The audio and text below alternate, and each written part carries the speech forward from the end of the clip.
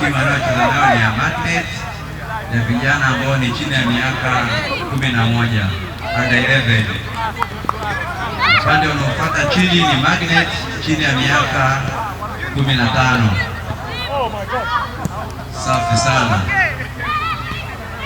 kupata fursa ya kucheza mpira pamoja na wana michezo mashuhuri duniani sio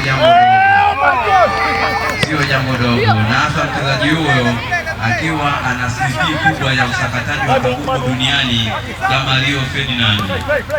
Ninaamini kabisa mpira anaocheza huu leo vijana hawa ndio chachu ya mabadiliko ya mpira Tanzania kwa miaka ijayo, kwa sababu tunahamasisha vijana namna bora ya kujituma na kufanya mazoezi kwa bidii na kuwasikiliza walimu wao wa nidhamu ya hali ya juu, ili kusudi waje kuwa vijana tegemeo kwa mpira wa miaka michache ijayo. Bado anaendelea kufanya mazoezi na timu ya Academy ya Magnet.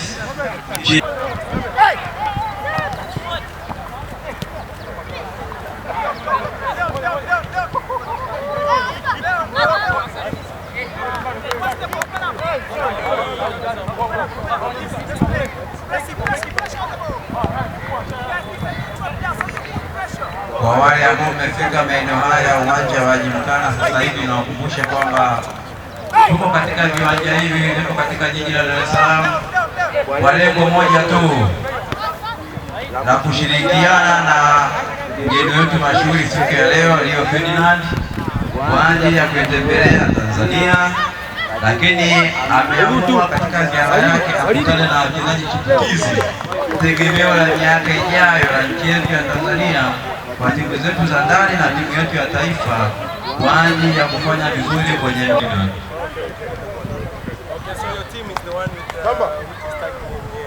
Naona katibu mkuu naye sasa wanasema ujuzi haupeleki. Basi kwa kweli namna hiyo ukipasiana mara 2 au 3 kilo naenda kwake.